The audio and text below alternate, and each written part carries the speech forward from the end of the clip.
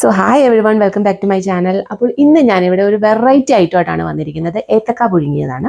അപ്പം ഇതെന്ന് വെച്ചാൽ എനിക്ക് തോന്നുന്നില്ല എല്ലായിടും കോമൺ ആയിട്ടുള്ള ഒരു ഐറ്റം ആണെന്നുള്ളത്. അപ്പം ഇത് എൻ്റെ വീട്ടിൽ പക്ഷേ ഭയങ്കര കോമൺ ആണ്. കാരണം എൻ്റെ അമ്മയാണേലും അമ്മൂമ്മയാണേലും ഇതൊക്കെ ഇങ്ങനെ ഉണ്ടാക്കി തരാറുണ്ട്. ഇത് ഞങ്ങൾ ഒരു ബ്രേക്ക്ഫാസ്റ്റ് ആയിട്ടാണേലും അല്ലെങ്കിൽ ഡിന്നറായിട്ടും ഇത് കഴിക്കാറുണ്ട്. അപ്പം ഇതിൻ്റെ കൂടെ ഒരു ഉള്ളി ചമ്മന്തിയും കൂടെയാണ് ഞാനിവിടെ തയ്യാറാക്കാൻ പോകുന്നത്.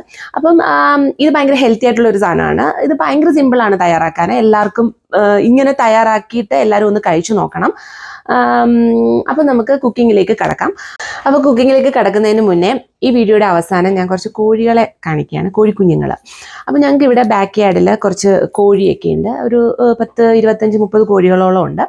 അപ്പം ഞങ്ങൾക്ക് ഈയിടെ 2 ദിവസം മുന്നേ കടയിൽ പോയപ്പോൾ പുതിയ 2-3 ബ്രീഡ് കോഴികളെ കിട്ടി. അപ്പം അത് ഭയങ്കര നല്ല ക്യൂട്ടാണ്. അപ്പം നാട്ടിൽ ഇതൊക്കെ ഉണ്ടോ എന്ന് ചോദിച്ചു കഴിഞ്ഞാൽ എനിക്കറിയത്തില്ല. ഇങ്ങനത്തെ ബ്രീഡ്സ് ഒന്നും ഞാൻ ഇതുവരെ നാട്ടിൽ കണ്ടിട്ടില്ല. പക്ഷേ ഇവിടെ ഇങ്ങനെ പല വെറൈറ്റി ബ്രീഡ്സ് ഒക്കെ അവൈലബിൾ ആണ്. അപ്പം ഞങ്ങൾ നോക്കിയിട്ട് ഞങ്ങൾക്ക് ഇഷ്ടപ്പെട്ട 2-3 ബ്രീഡ് ഉണ്ടായിരുന്നു. അപ്പോൾ അതിനെ ഞങ്ങൾ സെലക്ട് ചെയ്ത് എടുത്തിട്ടുണ്ടായിരുന്നു കടയിൽ നിന്ന്. അപ്പം ഞാൻ അതിൻ്റെ വീഡിയോയും കൂടെ ഇവിടെ എൻഡിൽ ഷെയർ ചെയ്യാണ്. അപ്പോൾ ഈ വീഡിയോ എല്ലാവരും കാണണം, എൻഡ് വരെ കാണണം. ഓക്കെ, അപ്പം നമുക്ക് കുക്കിങ്ങിലേക്ക് കിടക്കാം. അപ്പോൾ ഈ കാ പുഴുങ്ങിയ തയ്യാറാക്കാനായിട്ട് ഞാനിവിടെ എടുത്തിരിക്കുന്നത് ഒരു 4 പച്ച ഏത്തക്കയാണ്. അപ്പോൾ ഇവിടെ പ്രത്യേകം ശ്രദ്ധിക്കേണ്ട കാര്യം എന്ന് വെച്ചാൽ പച്ച ഏത്തക്ക തന്നെ വേണം, പഴുത്ത് പോകരുത്. പഴുത്ത് പോയി കഴിഞ്ഞാൽ അതിൻ്റെ ആ ടേസ്റ്റ് മാറിപ്പോകും. അപ്പോൾ അത് പ്രത്യേകം ശ്രദ്ധിക്കുക. അതിനുശേഷം ഇതിലോട്ട് ചേർക്കാൻ വേണ്ടത് ചുവന്നുള്ളിയാണ്. അപ്പോൾ ഇവിടെ ഞാനൊരു 10, 13, 14 കഷ്ണത്തോളം ചുവന്നുള്ളി എടുത്തിട്ടുണ്ട്. പിന്നെ ഇതിലോട്ട് വേണ്ടത് 4 കഷ്ണം പച്ചമുളകാണ്. അപ്പം ഇച്ചിരി എരിവും ഒക്കെ വേണം, എങ്കിലേ ഇതിന് ആ ഒരു ടേസ്റ്റ് കിട്ടുകയുള്ളൂ. പിന്നെ വേണ്ടത് ഒരു 2 ചെറിയ കഷ്ണം ഇഞ്ചിയാണ്. അപ്പോൾ ഇത്രയാണ് ഇതിനകത്തോട്ട് വേണ്ടത്. ഇനി നമുക്ക് ഈ കായ കട്ട് ചെയ്തെടുക്കാം. അപ്പം ഈ കട്ട് ചെയ്യുമ്പോൾ നമ്മൾ പ്രത്യേകം ശ്രദ്ധിക്കേണ്ട കാര്യം എന്താണെന്ന് വെച്ചാൽ അതിൻ്റെ തൊലി കംപ്ലീറ്റ്ലി അങ്ങ് എടുത്ത് കളയരുത്.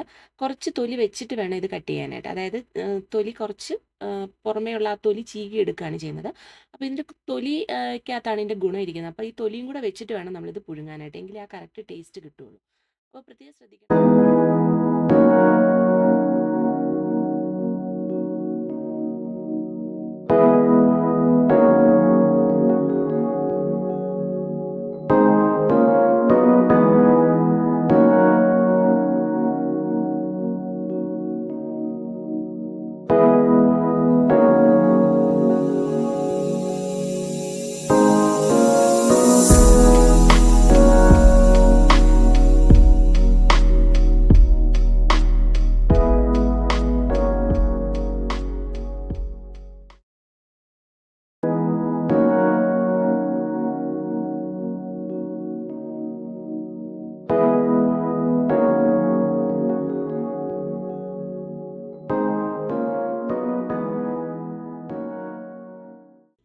അപ്പോൾ ഈ ഏത്തക്കയുടെ തൊലിയെല്ലാം കളഞ്ഞ് ദാണ്ട് ഇതേപോലെ നല്ല വൃത്തിയാക്കി എടുത്തിട്ടുണ്ട്.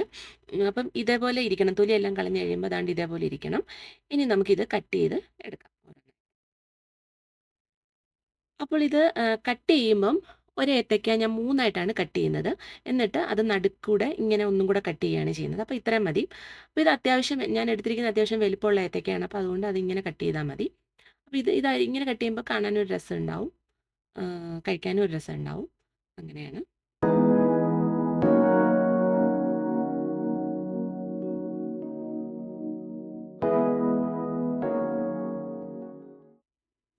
അപ്പോൾ ഏത്തക്കയെല്ലാം നന്നായിട്ട് ദാണ്ട് ഇതേപോലെ കട്ട് ചെയ്ത് എടുത്തിട്ടുണ്ട്. അപ്പം അടുത്തത് ഇനി നമ്മൾ ഇത് കഴുകുക എന്നുള്ള പരിപാടിയാണ്. അപ്പം ഇത് കുറച്ച് നേരം ഏത്തക്കയ്ക്ക് കറയുള്ളത് കൊണ്ട് ഇത് കുറച്ച് നേരം വെള്ളത്തിൽ കിടക്കണം. അപ്പോൾ ആ കറയെല്ലാം ഒന്ന് പോകണം. ഒരുവിധം ഒരുപാട് നേരമൊന്നും വെള്ളത്തിലിടണ്ട, കുറച്ച് നേരം ഒന്ന് ഇട്ടാൽ മതി. ഇച്ചിരി കറ കൂടുതലിരുന്നെന്ന് വെച്ചിട്ട് കുഴപ്പമൊന്നുമില്ല. എന്നാലും കുറച്ച് നേരം ഒന്ന് വെള്ളത്തിലിട്ട് ചെറിയ രീതിയിലൊരു കറയൊന്ന് കളയണം, അത്രയേ ഉള്ളൂ. അപ്പം ഇത് വെള്ളത്തിൽ അങ്ങനെ കിടക്കട്ടെ. അപ്പോഴത്തേക്ക് നമുക്ക് ബാക്കിയുള്ള ഉള്ളിയും ഇഞ്ചിയും പച്ചമുളകും എല്ലാം അരിഞ്ഞെടുക്കാം ആ സമയം കൊണ്ട്.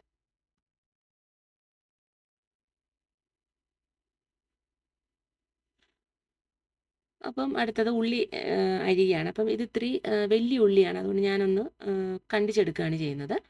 അതേപോലെ ഇഞ്ചിയും അതേപോലെ കൊത്തി അരിയാണ് ചെയ്യുന്നത്. പിന്നെ പച്ചമുളക് നെടുകെ കീറിയിടുകയാണ്. നമുക്ക് ആദ്യം ഉള്ളി അരിയാം. ഉള്ളി ദാണ്ട് ഇതേപോലെ ഒരു ഉള്ളി 3ആയിട്ട് ഇങ്ങനെ ഒന്ന് നെടുകെ കീറിയിടും, അത്രേ ഉള്ളൂ. ചെറിയ ഉള്ളിയാണെങ്കിൽ 2ആയിട്ട് കീറിയാൽ മതി.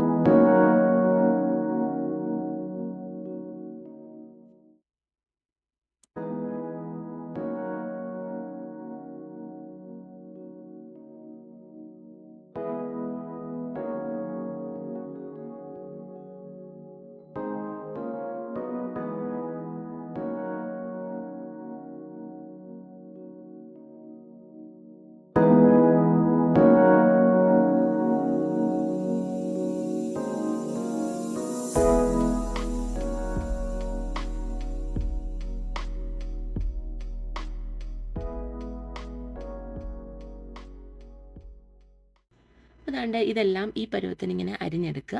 അതിന് ശേഷം ഇത് നമ്മൾ വഴറ്റാൻ പോവുകയാണ്. അപ്പം ആദ്യം നമ്മൾ കടു വറക്കുകയാണ് ചെയ്യുന്നത്. അപ്പോൾ കടു വറുത്തിട്ട് ഇതെല്ലാം കൂടി ഇട്ട് വഴറ്റിയിട്ട് കായും എല്ലാം കൂടി ഇട്ടിട്ട് വേവിക്കുകയാണ് ചെയ്യുന്നത്. അപ്പോൾ അതിന് വേണ്ടിയിട്ട് ആദ്യം ഒരു ഒരു പാൻ എടുത്തിട്ട് അതിനകത്തോട്ട് 3 ടേബിൾ സ്പൂണോളം വെളിച്ചെണ്ണ ഒഴിച്ച് കൊടുക്കുകയാണ് ചെയ്യുന്നത്. അപ്പോൾ വെളിച്ചെണ്ണ ഇച്ചിരി കൂടിയിരിക്കണം. അപ്പം നല്ല ടേസ്റ്റ് ആയിരിക്കും. കായ ആയതുകൊണ്ട് കറയൊക്കെ ഉള്ളത് കൊണ്ട് അതിന് ഇച്ചിരി വെളിച്ചെണ്ണ ഉള്ളത് നല്ലതാണ്. അതിനുശേഷം ഇതിനകത്തോട്ട് ഞാൻ കടുക് ഇടുകയാണ്. ഒരു 1/2 ടീസ്പൂണോളം കടുക് ഇട്ട് കൊടുത്തു. എന്നിട്ട് വറ്റൽമുളക് ഇടും. ഒരു 3 വറ്റൽമുളക്. ഇത് ഇത്തിരി എരിവുള്ള വറ്റൽമുളകാണ്. അപ്പോൾ അതുകൊണ്ട് 3 എണ്ണം. കാശ്മീരി ആണേലും ഇത് കാശ്മീരി, എൻ്റെ കയ്യിൽ കാശ്മീരി ഇല്ല. ഇത് അത്യാവശ്യം നല്ല എരിവുള്ള വറ്റൽമുളകാണ്. അപ്പോൾ ഞാനത് 3 എണ്ണം ഇട്ട് കൊടുത്തു. എന്നിട്ട് നന്നായിട്ട് ഇളക്കുക.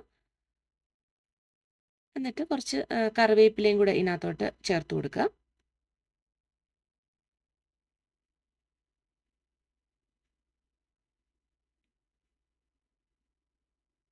അപ്പം അതിനുശേഷം നമ്മൾ ഈ അരിഞ്ഞു വെച്ചിരിക്കുന്ന പച്ചമുളക്, ഇഞ്ചി, കുഞ്ഞുള്ളി ഇതെല്ലാം ഇതിനകത്തോട്ട് ചേർത്ത് കൊടുക്കുക.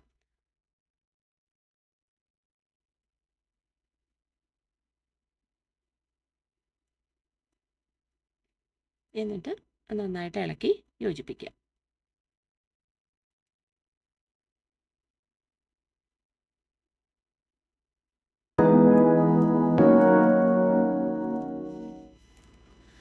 അടുത്തതായിട്ട് ഇതിനകത്തോട്ട് ആവശ്യത്തിന് ഉപ്പ് ചേർത്ത് കൊടുക്കുകയാണ്. അപ്പം ഞാനിവിടെ ഒരു 1/2 ടീസ്പൂണും പിന്നെ ഒരു ശകലം കൂടെ ഉപ്പ് ചേർത്ത് കൊടുക്കുന്നുണ്ട്. അപ്പം ആവശ്യത്തിന് ഉപ്പ് ചേർത്ത് കൊടുക്കുക. എന്നിട്ട് ഒന്നും കൂടെ നന്നായിട്ട് വഴറ്റുക. അതിനുശേഷം അടുത്തത് ചേർക്കുന്നത് ഒരു 1/4 ടീസ്പൂണോളം മഞ്ഞൾപ്പൊടിയാണ്. അപ്പം മഞ്ഞൾപ്പൊടി ചേർക്കുമ്പം ഈ കായ്ക്കൊരു നല്ല കളറൊക്കെ കിട്ടും. അതിന് വേണ്ടിയിട്ടാണ്. അപ്പം ഒരു 1/4 ടീസ്പൂണോളം മഞ്ഞൾപ്പൊടി ചേർത്തിട്ട് നന്നായിട്ട് ഇളക്കുക. അപ്പം ഇത് ഒരു 2-3 മിനിറ്റോളം നന്നായിട്ട് വഴണം കിടന്നിട്ട്. അതിനുശേഷം ഈ ഇതിനകത്തോട്ട് ഇട്ട് കൊടുക്കുക. അപ്പം ഞാനിവിടെ നേരത്തെ വെള്ളത്തിനകത്ത് ഇട്ട് വെച്ചിരുന്ന കായാണ്. അത് ഊറ്റിയെടുത്ത് ഇതിനകത്തോട്ട് ചേർത്ത് കൊടുക്കുകയാണ്. എന്നിട്ട് നന്നായിട്ട് ഇളക്കി കൊടുക്കുക.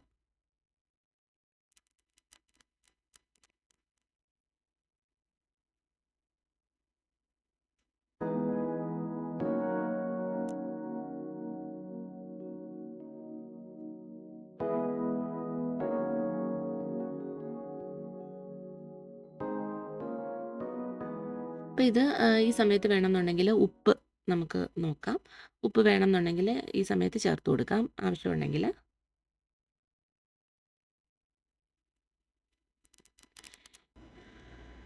അപ്പം ഇത് ഞാൻ ഒരു കുക്കറിനകത്തോട്ട് മാറ്റി കൊടുക്കുകയാണ്. കാരണം കുക്കറിനകത്ത് ഇടുമ്പോഴത്തേക്ക് പെട്ടെന്ന് ഇത് വെന്ത് കിട്ടും. അപ്പോൾ അതിന് വേണ്ടിയിട്ട് കുക്കറിനകത്തോട്ട് മാറ്റുകയാണ്. വേണമെന്നുണ്ടെങ്കിൽ ഈ പാത്രത്തിനകത്തിട്ട് തന്നെ വേവിക്കാം, കുഴപ്പമില്ല. എന്നാലും ഞാനിത് എളുപ്പം വെന്ത് കിട്ടാൻ വേണ്ടിയിട്ട് കുക്കറിനകത്തോട്ട് മാറ്റി കൊടുക്കുകയാണ്. അപ്പം ഇത് കുക്കറിനകത്തോട്ട് മാറ്റിയതിന് ശേഷം അതിന് വേവാൻ ആവശ്യമായിട്ടുള്ള വെള്ളം ഒഴിച്ചു കൊടുക്കുന്നു. അപ്പം ഞാനിവിടെ ഒരു 1-1.25 കപ്പോളം വെള്ളമാണ് ഇത് വേവാനായിട്ട് ഒഴിച്ചു കൊടുക്കുന്നത്. അപ്പം ഒരുപാട് വെള്ളം ഒഴിച്ചു കൊടുക്കരുത്, അത് പ്രത്യേകം ശ്രദ്ധിക്കണം. ഒരുപാട് വെള്ളം ആയിക്കഴിഞ്ഞാൽ ഇത് വെന്തിട്ട് പിന്നെ വെള്ളം അടിയിൽ ഒരുപാട് കാണും. അപ്പം അതുകൊണ്ട് ഇത് വേവാൻ ആവശ്യമായിട്ടുള്ള വെള്ളം മാത്രം ഒഴിച്ചു കൊടുക്കുക. അപ്പോൾ ഇവിടെ ഞാൻ ഈ 4 കായ്ക്ക് ആവശ്യമായിട്ട് 1.25 കപ്പോളം വെള്ളമാണ് ഒഴിച്ചു കൊടുത്തിരിക്കുന്നത്. അപ്പോൾ അത്രയും മതിയാവും. എന്നിട്ട് ഒരു 3 വിസിലോളം വരുത്തിയിട്ടുണ്ടാവും. അപ്പം 3 വിസിലാവുമ്പോഴത്തേക്ക് ഇത് നന്നായിട്ട് വെന്ത് റെഡി ആയിട്ടുണ്ടാവും. അപ്പം നമുക്ക് ഇത് അടച്ചു വെച്ച് വേവിക്കാം. അപ്പം ഇത് വെന്ത് റെഡി ആവുമ്പോഴത്തേക്ക് നമുക്ക് ചമ്മന്തി തയ്യാറാക്കിയെടുക്കാം. അപ്പോൾ ചമ്മന്തി തയ്യാറാക്കാനായിട്ട് നമുക്ക് വേണ്ടത് ഏകദേശം ഒരു 8 ചുവന്നുള്ളി എടുത്തിട്ടുണ്ട്. പിന്നെ വേണ്ടത് ഒരു കഷ്ണം വെളുത്തുള്ളിയാണ്. പിന്നെ ഒരു 4-5 വറ്റൽമുളകോളം എടുത്തിട്ടുണ്ട്. അപ്പം വെളുത്തുള്ളി ഈ ഒരെണ്ണം മതിയാവും. ഒരുപാട് വെളുത്തുള്ളി ചേർക്കണ്ട. വെളുത്തുള്ളി ചേർത്തില്ലെങ്കിലും കുഴപ്പമില്ല. പിന്നെ ഒരു ടേസ്റ്റ് ആയിരിക്കും ഒരു ശകലം വെളുത്തുള്ളി ചേർക്കുന്നത്. അപ്പം ഇത്രയാണ് ചമ്മന്തി ഉണ്ടാക്കാനായിട്ട് വേണ്ടത്. ഇനി നമുക്ക് ഈ ഉള്ളി ഒന്ന് ചെറുതായിട്ടൊന്ന് അരിഞ്ഞെടുക്കാം. അപ്പം ഈ ഉള്ളി ഇപ്പം ഇത്തിരി വലുതായതുകൊണ്ട് ഞാനിത് 2ആയിട്ട് കീറിയെടുക്കുകയാണ്. അപ്പോൾ കുഞ്ഞുള്ളിയാണെങ്കിൽ നാട്ടിൽ കിട്ടുന്നത് കുറച്ചുകൂടെ നല്ല ചെറിയ ഉള്ളിയായിരിക്കും. അപ്പോൾ അത് കട്ട് ചെയ്യണം. ഇനി നമുക്ക് സ്റ്റൗവിൽ ഒരു പാത്രം വെച്ചിട്ട് കുറച്ച് വെളിച്ചെണ്ണ ഒഴിച്ചു കൊടുക്കാം. എന്നിട്ട് ഇത് നമുക്ക് ഈ അരിഞ്ഞു വെച്ചിരിക്കുന്ന ഉള്ളിയും വറ്റൽമുളകും വെളുത്തുള്ളിയും കൂടെ നമുക്കൊന്ന് വഴറ്റിയെടുക്കാം. അപ്പോൾ ആദ്യം ഇതിനകത്തോട്ട് വറ്റൽമുളക് ഇട്ട് കൊടുക്കാം. അത് നന്നായിട്ടൊന്ന് മൂപ്പിച്ചെടുക്കുക. അപ്പോൾ വറ്റൽമുളക് ഇടുമ്പോൾ ശ്രദ്ധിക്കേണ്ടതെന്ന് വെച്ചാൽ തീ കുറച്ച് വെക്കുക, ഇല്ലെങ്കിൽ വറ്റൽമുളക് കരിഞ്ഞു പോകും. അപ്പോൾ അതൊന്ന് മൂത്ത് റെഡിയായി വരുമ്പോഴത്തേക്ക് നമുക്ക് ഒരു പാത്രത്തിനകത്തോട്ട് കോരി മാറ്റാം. അപ്പോൾ അതുകൊണ്ട് ഇത് പരുവായിട്ടുണ്ട്. അപ്പോൾ ഇതൊരു പാത്രത്തിനകത്തോട്ട് കോരി മാറ്റുകയാണ്.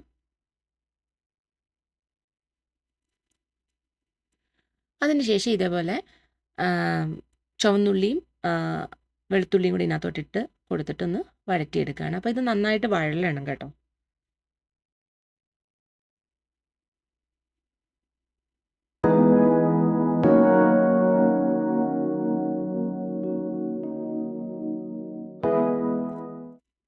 അതുകൊണ്ട് അപ്പോൾ ഇത് നന്നായിട്ട് വഴണ്ട് വന്നിട്ടുണ്ട്. അപ്പം ഇതാണ് കറക്റ്റ് പരുവം.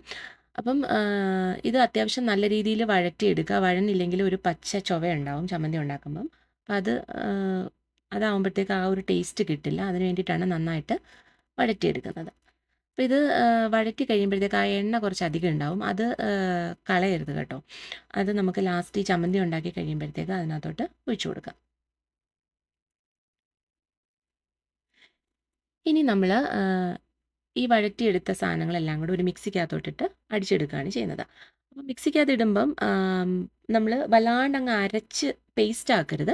ചെറിയ രീതിയിലൊന്ന് ചതച്ചെടുക്കുകയാണ് ചെയ്യുന്നത്. ഒരുപാട് വല്ലാണ്ട് അങ്ങ് അരഞ്ഞൊന്നും പോവാതെ ശ്രദ്ധിക്കണം. അപ്പം ഇത് ഇങ്ങനെ വഴറ്റാതെ നമ്മൾ പച്ചക്കിട്ടിട്ട് ഇത് രണ്ടും കൂടെ പച്ചക്കിട്ട് അരച്ചെടുത്താൽ ആ ഒരു കറക്റ്റ് ടേസ്റ്റ് കിട്ടില്ല. അപ്പോൾ ഇങ്ങനെ തന്നെ വഴറ്റി വേണം നമ്മളിത് ചമ്മന്തി ഉണ്ടാക്കാനായിട്ട്. ഇത് നമുക്കൊന്ന് അരച്ചെടുക്കാം. അപ്പോൾ അതാണ്ട് അരഞ്ഞ് ഈ പരുവത്തിലായിട്ടുണ്ട്. അപ്പം ഞാൻ നോക്കിയപ്പോൾ എനിക്ക് കുറച്ച് കളർ വേണമായിരുന്നു. അപ്പം ഞാൻ അതുകൊണ്ട് ഒരു നുള്ള് കാശ്മീരി മുളക് പൊടിയും കൂടെ അതിനകത്തോട്ട് ചേർത്ത് കൊടുക്കുകയാണ്. എന്നിട്ട് ഒന്നും കൂടെ ഒന്ന് കറക്കിയെടുക്കുക. അപ്പോൾ വേണമെന്നുണ്ടെങ്കിൽ ചേർത്താൽ മതി കേട്ടോ കാശ്മീരി മുളക് പൊടി. അപ്പം ഇത് കറക്റ്റ് ഇതാണ് പരുവം. ഇതാണ് കറക്റ്റ് ഇതിൻ്റെ പരുവം. നല്ല അടിപൊളി ടേസ്റ്റുള്ള ഒരു ചമ്മന്തിയാണിത്. അപ്പം ഇത് ചോറിൻ്റെ കൂടെ ആണെങ്കിലും പിന്നെ അതേപോലെ നമ്മുടെ ഈ ചെണ്ടമുറിയം പുഴുങ്ങുമല്ലോ കപ്പ, ചെണ്ടമുറിയം പുഴുങ്ങുന്നതിൻ്റെ കൂടെയും അതേപോലെ കാച്ചിൽ, ചേന, ചേമ്പ് ഇതൊക്കെ പുഴുങ്ങുന്നതിൻ്റെ കൂടെയൊക്കെ കഴിക്കാനായിട്ട് നല്ല അടിപൊളി ടേസ്റ്റാണ്.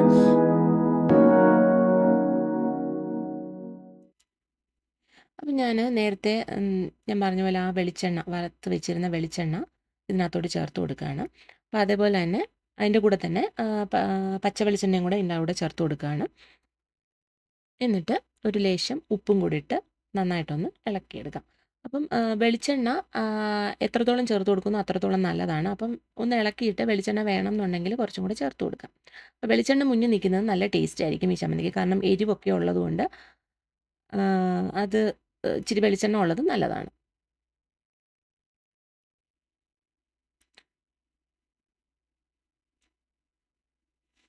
അപ്പോൾ ഞാനിവിടെ കുറച്ച് വെളിച്ചെണ്ണയും കൂടെ ചേർത്ത് കൊടുക്കാം. അപ്പം ഞാൻ ഇളക്കിയപ്പോൾ എനിക്ക് കുറച്ച് വെളിച്ചെണ്ണയും കൂടെ വേണമെന്ന് തോന്നി. അതുകൊണ്ട് കുറച്ച് വെളിച്ചെണ്ണയും കൂടെ ഇതിനകത്തോട്ട് ചേർത്ത് കൊടുക്കുകയാണ് ചെയ്യുന്നത്. അപ്പം നല്ല അടിപൊളി ടേസ്റ്റ് ആയിട്ടുള്ള ചമ്മന്തി ഇവിടെ റെഡി ആയിട്ടുണ്ട്. അപ്പം ഇതെല്ലാവരും ഒന്ന് ട്രൈ ചെയ്ത് നോക്കണം.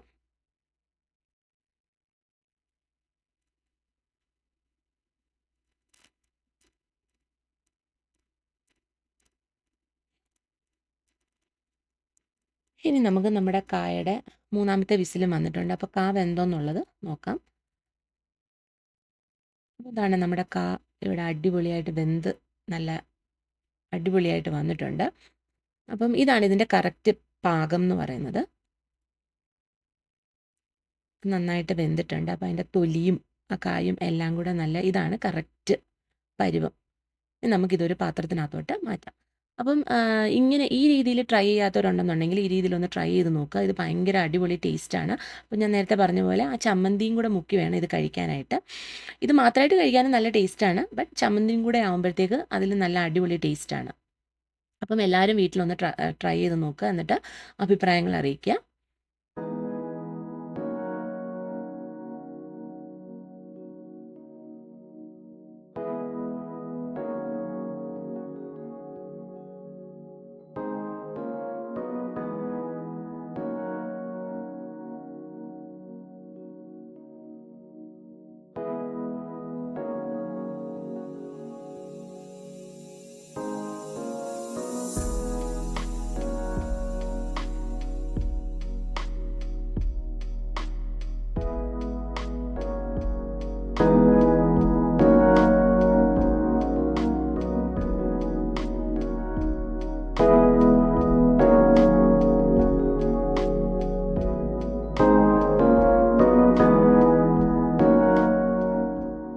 ഇതാണ് ഞാൻ പറഞ്ഞില്ലേ നേരത്തെ കോഴിക്കുഞ്ഞുങ്ങളുണ്ടെന്ന് പറഞ്ഞിട്ടുണ്ടായിരുന്നില്ല. അപ്പം അതാണ് ഇത്. ഇത് ടോട്ടൽ 6 എണ്ണം ഉണ്ട്. അപ്പം 3 ബ്രീഡ് ഉണ്ട് ഇത്. അപ്പം ഇത് രണ്ടും ഒരു ബ്രീഡാണ്. ഇത് ബ്ലാക്ക് ജേഴ്സി ജൈന്റ് എന്നാണ് ഇതിന്റെ പേര്. പിന്നെ ഇത് 2 എണ്ണം ഒരു ബ്രീഡാണ്. ഇത് ഡാർക്ക് ബ്രഹ്മ എന്ന് പറയും. ഇതിന്റെ ഒരു പ്രത്യേകത എന്ന് വെച്ചാൽ ഇതിന്റെ കാലയില് തൂവലുണ്ട്. അതായത് ഇതുണ്ട് ഇതിന്റെ കാലയിൽ തൂവലുണ്ട്. ഇത് ഭയങ്കര നല്ല ക്യൂട്ടാണ്. പിന്നെ ഈ വൈറ്റ് ഇതെന്ന് പറയുന്നത് ലൈറ്റ് ബ്രഹ്മ എന്ന് പറയും. അപ്പൊ ഇതിന്റെ 2 എണ്ണം ഉണ്ട്. ബ്ലാക്ക് അല്ലെങ്കിൽ ഡാർക്ക് ബ്രഹ്മയുടെ 2 എണ്ണം ഉണ്ട്. പിന്നെ ജേഴ്സി ജൈന്റ് 2 എണ്ണം ഉണ്ട്. അപ്പം ഇത് ഇത്രയാണ് ഞങ്ങൾക്ക് പുതിയതായിട്ട് കിട്ടിയ കോഴിക്കുഞ്ഞുങ്ങൾ. ഇത് കൂടാതെ ഞങ്ങൾക്ക് ബാക്ക് യാർഡിൽ കുറച്ച് താറാവുണ്ട്, കാടയുണ്ട്, അങ്ങനെ കുറേ കോഴികളുണ്ട്. 10-30 കോഴികളോളം ഏകദേശം ഉണ്ട് ഇപ്പം. ചുമ്മാ അതൊരു ഫൺ, അത്രേ ഉള്ളൂ.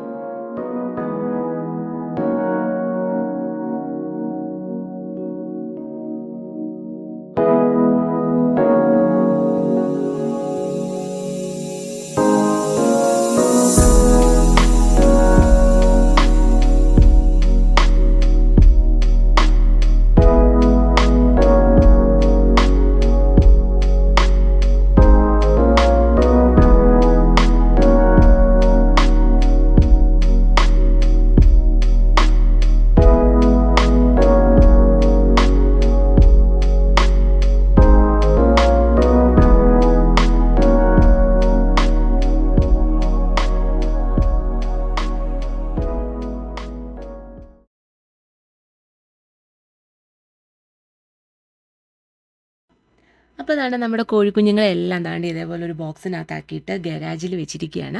എന്നിട്ട് അതിനൊരു ചൂട് കിട്ടാൻ വേണ്ടിയിട്ട് ലൈറ്റൊക്കെ കൊടുത്ത് വെച്ചിരിക്കുകയാണ്. അപ്പോൾ അതിൻ്റെ കൂടെ അതിനുള്ള ഫുഡും വെള്ളവും എല്ലാം അടുത്ത് വെച്ച് കൊടുത്തിട്ടുണ്ട്. അപ്പോൾ ഇത് ഒരു ഏകദേശം ഒരാഴ്ചയായിട്ടുള്ള കോഴിക്കുഞ്ഞുങ്ങളാണ്. അപ്പോൾ അതിന് ഏകദേശം ഒരു 4 ആഴ്ചയോളം ഇതേപോലെ ലൈറ്റിനകത്ത് ഇതേപോലെ ചൂട് കൊടുത്ത് നിർത്തണം. എന്നിട്ട് അതിന് ശേഷമാണ് കോഴിക്കൂട്ടിലോട്ട് കൊണ്ടിടത്തുള്ളൂ. അപ്പോൾ ഞങ്ങൾ ഇവിടെ ഇങ്ങനെ കോഴിക്കുഞ്ഞുങ്ങളെ വാങ്ങിക്കുകയാണ് ചെയ്യുന്നത്. കുഞ്ഞു കോഴീനെ വാങ്ങിച്ചിട്ട് അതിനെ വളർത്തിയെടുക്കുകയാണ് ചെയ്യുന്നത്. മുട്ടയൊന്നും അട വെക്കാറില്ല. കാരണം ഞങ്ങൾക്കിവിടെ അടയിരിക്കുന്ന കോഴി, നമ്മുടെ നാട്ടിലെ പോലെ ഇവിടെയുള്ള കോഴികളെല്ലാം ഒന്നും അടയിരിക്കില്ല. ഒരു പ്രത്യേക തരം കോഴികളുണ്ട്. അങ്ങനത്തെ കോഴികൾ മാത്രമേ അടയിരിക്കുകയുള്ളൂ. അപ്പോൾ ഇവിടെ ആ അടയിരിക്കുന്ന കോഴിക്ക് ബ്രൂഡി ഹെൻ എന്നാണ് പറയുന്നത്. അപ്പോൾ പക്ഷേ ഞങ്ങളുടെ കയ്യിലുള്ള കോഴിയൊന്നും ഇങ്ങനെ നാട്ടിലിരിക്കുന്ന പോലൊന്നും കോഴിയൊന്നും അടയിരിക്കത്തില്ല. അപ്പോൾ അതുകൊണ്ട് നമ്മൾ ഇതേപോലെ കോഴിക്കുഞ്ഞുങ്ങളെ വാങ്ങിച്ച് വളർത്തിയെടുക്കുകയാണ് ചെയ്യുന്നത്. അപ്പോൾ ഇത് ഞങ്ങളിവിടെ അടുത്തൊരു ആക്വേ എന്ന് പറഞ്ഞിട്ടുള്ള ഒരു കടയുണ്ട്. അപ്പോൾ അവിടെ നിന്നാണ് ഈ കുഞ്ഞുങ്ങളെയൊക്കെ വാങ്ങിക്കുന്നത് എപ്പോഴും. അതിനുള്ള ഫുഡും എല്ലാം അവിടെ നിന്ന് തന്നെയാണ് ഞങ്ങൾ വാങ്ങിക്കുന്നത്. അപ്പം എല്ലാവർക്കും ഇന്നത്തെ ഒരു വീഡിയോ ഇഷ്ടപ്പെട്ട് കാണുമെന്ന് വിചാരിക്കുന്നു. അപ്പോൾ എല്ലാവരും ലൈക്ക് ആൻഡ് ഷെയർ, സബ്സ്ക്രൈബ് ചെയ്യുക. അപ്പം ഇനി ഒരു പുതിയ വീഡിയോ ആയിട്ട് വരുന്നിടം വരെ നന്ദി, നമസ്കാരം.